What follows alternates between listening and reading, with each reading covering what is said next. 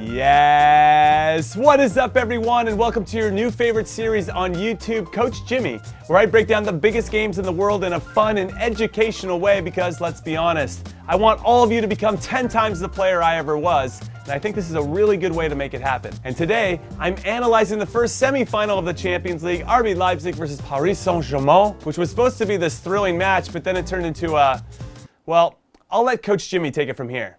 It's Coach Jimmy, Coach Jimmy. So watch and learn. Okay, listen, I rarely share the few pet peeves that I have, but after seeing Marquinhos slam dunk this amazing whipped-in ball from Angel Di Maria and what turned out to be the game-winning goal to send PSG to their first ever Champions League final, I have to reveal one of those pet peeves now because it really pisses me off, and that is zonal marking on set pieces. Because in no way should an opposing team's best players in the air ever have a free run on goal to run and jump without anyone doing a goddamn thing. If RB Leipzig had man-marked Marquinhos, I guarantee he wouldn't have been able to run or jump or do anything of consequence because another big, strong professional athlete would have slowed down his momentum. Instead, they gave up a very preventable goal in the biggest game in their club's history. Unacceptable. As for the second goal, well, my biggest problem is less about the eventual bad pass from Leipzig's goalkeeper Peter Gulacsi and more about his decision to even make the pass in the first place. Come on, dude, your team is minutes away from halftime, so why take the risk, you know? Lump that shit up the field, get to halftime with the game 1-0, let the boss make the proper adjustments from there, and try to win the game in the second 45 minutes. Instead, you try to get too cute, it turns over, and PSG is a team that will make you pay for your mistakes, especially in your defensive third, and now you're down 2-0 and the game is over. Also, it has to be said, what a f***ing touch by Neymar here to set up Di Maria, which is just another piece of evidence about what makes him special. And finally, for the third goal, I never thought I'd see the day where a player not named Neymar, in a game that Neymar was playing in, had a worse dive than Neymar himself.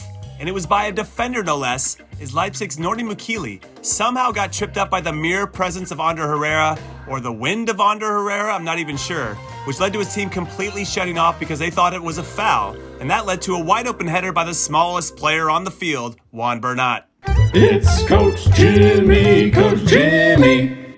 So in summation, and I think we're all on the same page here, all of these goals could have been prevented. However, after watching this game with all of my friends on Twitch, and you should really come by and watch Bayern Munich versus Lyon with us today, or for the Europa League final on Friday, or the Champions League final on Sunday, whatever you want. And after watching the highlights multiple times through of this game, Leipzig versus PSG, I think three things are very clear. One, RB Leipzig really missed Timo Werner in this game. And I say this with all due respect to Yusuf Poulsen, who I really like as a player, but they just needed someone a little quicker to act as a threat to get in behind the PSG back line, which in theory would open up more space for the midfielders to do their thing because then the PSG defenders would have to drop off. But instead, without that, PSG could push higher, and that made it harder for RB Leipzig's midfielders, specifically Nkunku and Olmo, to work in between the lines. And because of that, I really thought that both of those guys were invisible in this one. Two, I thought Thomas Tuchel, the manager of PSG, made an absolutely genius move to not start Mauro Icardi.